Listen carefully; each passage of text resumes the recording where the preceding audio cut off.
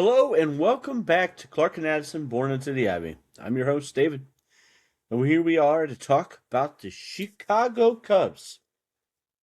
Not the greatest week. Obviously they went 2-2 against the Pirates, and then they went 1-2 against the Cardinals. Game one, back and forth, trading 3-run homers in the first inning. Exciting for when Ian hit his, not when Nelson Velasquez hit his. Cubs scored one in the second. Cardinals scored a couple more in the fourth and fifth, I think it was. And then one in the eighth. It ended up being a key insurance run because the Cubs did score a fifth run in the top of the ninth. PCA, he had hit a double, got knocked in in the game, but to no avail because they were still down a run after allowing that one. So, game two was quite literally, hopefully, PCA's breakout game of the season. A huge game. He struck out to start the game and then consequently got on the next 5 times, got on base via a hit by pitch. He had a double, I think 2 singles in there, and while being chanted by the no tarp section of the Cardinals, where this whole phenomenon started out in St. Louis a couple weeks ago, they were chanting that he's overrated, and he blasted the hardest hit that he's had in his career by 1.4 mile an hour. I think it was like 114.6. Crushed a ball out into the right field bleachers. And so that was pretty cool. And he had a couple of really nice plays defensively, ending the game with a hell of a catch out in left center field. So closer to left than in left center, to be honest. Had a hell of a game. Game 3, we knew it was going to be a little rocky. Jordan Wicks was starting. I was hoping that he would have a better outing. He did not. In 2 1/3 inning, had 3 runs allowed. And then the otherwise reliable Ethan Roberts came in and allowed a couple runs, ended up going 1 inning. Not a great game at all. They got down early 5-0, lost the game 6-1. No, 5-1. I'm sorry. They just couldn't get anything going offensively, and they couldn't sustain it. The few times that they did have it, like I said, they couldn't sustain it. I'm going to say this. I mean, even in last night's game, there was a couple of times where Dansby was up in key situations, and Dansby's almost an automatic out, especially in high-pressure situations right now. He's got to be in his head.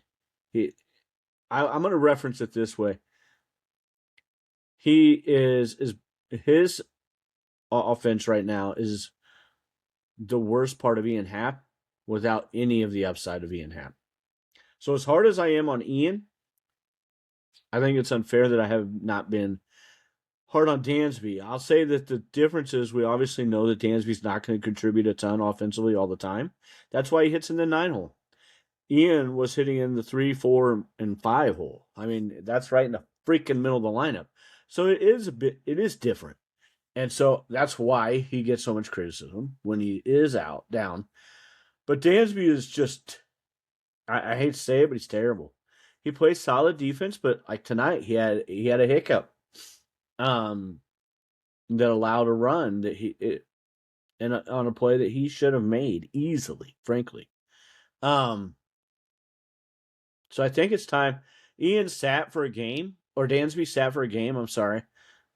He needs to sit for a couple of games, and dare I say 3, maybe even. He just needs a huge reset. And I think for what we can get defensively from him, Nico will give us most of that. Nico is a really great defender, even at short. Is he as good as Dansby? Obviously not. That's why he plays there. You know what I mean? And that's why otherwise Nico would play at short and Dansby would play at second. But is it worth what we lose? I don't think so. Sit him for the next. They all sit tomorrow. I say sit him throughout the whole A series, and let's see what Pedro Ramirez can do. The kid's up. He's been sitting, so I wouldn't expect too much right away. But throughout those 3 games, maybe Pedro can get something going, and we can give Dansby a little breather, and he can play some second while Shaw goes down and has a rehab stint that he starts. I'm getting a little ahead of myself here, but he starts it on Tuesday with Iowa. It sounds like, but Dansby something's got to give with that, just like it did with Ian Happ, and it did. Like he came back and he's been a ton better since. So I'm not saying that's the end all be all, but I think it's best for the team. It's best for him. It's best for everybody everywhere. It's just something's got to give there. And he did sit for 1 game, but that's not enough. I don't know. I'm not going to pretend like I know everything with all that, although I guess that is kind of my job sometimes with this. But I like Dansby a lot. I want him to succeed, but he's not right now. And the team, it's hurting the team big time, and it's hurting the offense big time. He may not be an automatic out, but almost in every high pressure situation, he is. He really is, and not just an out. He's striking out most of the time in that situation. I'll also say this: I don't think the Cubs.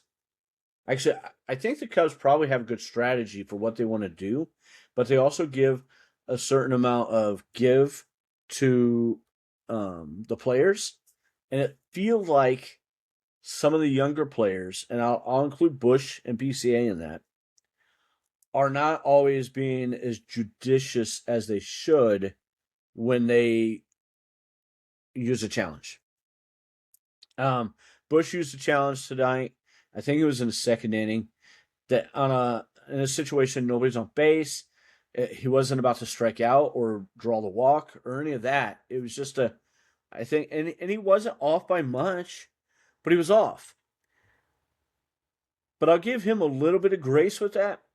Kevin Alcantara was up later on and used, I think it was in the 5th or 6th inning, and used one on a pitch that, I mean, it had no consequence to the at bat.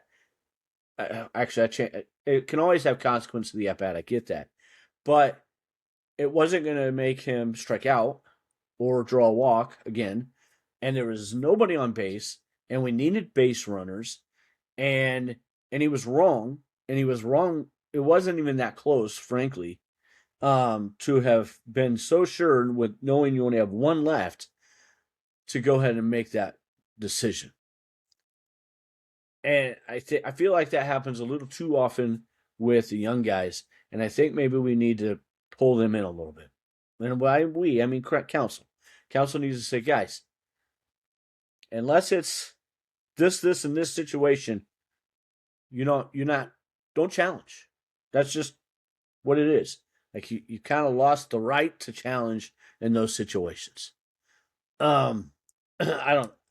You hate to do it that way, but I think it's going to be hurtful to the team in the wrong situation when we really needed it sometime. A couple other injuries. I already talked about Shaw, and he's going on a rehab assignment. Matthew Boyd had a rehab start today on Sunday. The 31st went 4 innings, gave up 4 hits, 3 runs, 2 earned, 1 walk, and 2 Ks. So a mixed bag, not great. It's not terrible, but it could have been better. You know what I mean? The good news is it's his first time getting back in game action. I would expect he'll have 1 more, and then he'll probably be coming back, which will be much needed. Maybe they can get away with skipping Jordan Wicks' spot in the rotation and bring somebody up for the bullpen. Send Jordan back down. I feel bad saying that. I like Jordan Wicks. But I'm going to say what I said on the last episode. I'm starting to wonder if he's a 4A player. I mean, I feel bad saying it. The velocity's not there. It's not going to play, and there's not enough movement. He doesn't have dynamite stuff to make up for that lack of velocity. That's just the way it is. Edward Cabrera was supposed to have a extended bullpen session today as well. I have not heard anything about that. I had looked up till the final out. I kept looking to see if any was updated. I'll check again tomorrow. I'll send out a message on Facebook and or a tweet, or whatever it is called on X now, about that. If I see any updates, that could be huge for us too. I would guess that Cabrera would only need one start, maybe, if rehab start. I mean, if that, maybe he can just come right back. So, I don't know. Fingers crossed. Would be huge addition as long as everything went well in the extended bullpen session. So, some guys on the minors. I want to do a minor check. 5 guys: Pedro Ramirez, Kane Kepley, Josiah Hartshorn, Cole Mathis, and Owen Ayers. And part of this is guys who could possibly be trade chips and or just key guys in the minors that I think can make big impacts at some point. Not this year necessarily. That's not Pedro Ramirez, yes. The rest of them, no. So we'll do Pedro real quick. In the minors, he has a 942 OPS. He was just tearing it up. He has not played. It's been pretty minimal how much he's played. With Chicago, only 7 at-bats. He does have 2 hits, 1 double. A 286 batting average. I mean, nothing super exciting. Nothing terrible. Nothing great, though. Just solid. So, but not really given much of a chance either. So, that's not a shock, sadly. But the way Dansby is playing, it should be a shock, frankly. Kane Kepley has been absolutely electric at South Bend, which is high A. I think hopefully soon we'll be getting a bump up to double A. But the guy he's got 2 home runs, 9 doubles, 3 triples, 27 RBIs, 46 walks to 30 strikeouts. He has 29 stolen bases, been caught stealing once this season. Has a 273 batting average, which is a bit lower than what I expected. But the dude has a 447 on base percentage, a 404 slug, and 851 OPS. For a speed guy, an 851 OPS, pretty solid. He obviously is huge on base guy, hits for average, and is incredibly fast at the top of the lineup. He's the top of the lineup batting order guy, and we're going to need some outfielders given this current state of the organization with free agents, unless they re-sign one or both Ian Happ and Seiya Suzuki. So they're going to be needed at some point, and this guy would be fantastic, absolutely fantastic out in the outfield, roaming along Pete Crow Armstrong beside him. Josiah Hartshorn is probably the guy with the most upside of all of these guys. Actually, there's no probably about it. He is the guy with the most upside. I'm going to give you his combined OPS and that kind of stuff here real quick. His combined at single A and high A this season is a 935 OPS. He has an 884 at single A and a 1.375 OPS at high A. It's been minimal amount of starts so far in high A, but dude, that's awesome. He's only had 5 games, 44 total for the season. He has a walk rate of 19.1%, a K rate of 15.6. He has a 156 combined WRC plus. That's pretty fantastic. I'm going to guess he'll be at high A for a good portion of the rest of the season. But if he continues to tear it up, he could end up at double A. This kid is 19 years old, boys and girls. He is 19 years old and tearing it up.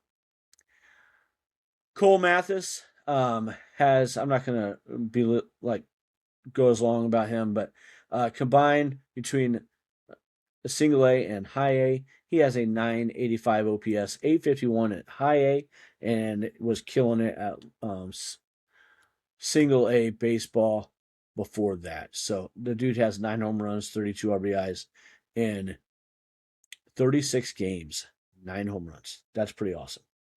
Cole is a guy who's got a ton of power. He's 22 years old. So hopefully he continues to progress with all of that as well. Owen Ayers,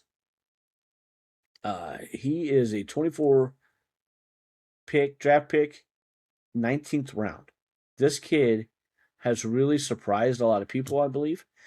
He has played at high A and double A this season. He has an OPS.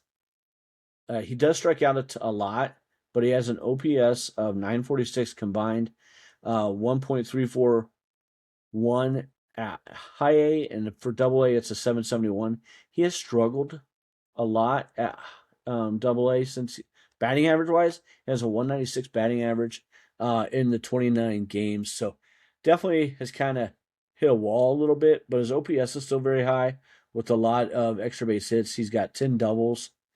Nope, I'm sorry, 1 double, 1 triple, and 7 home runs at high A. Or double A, I'm sorry.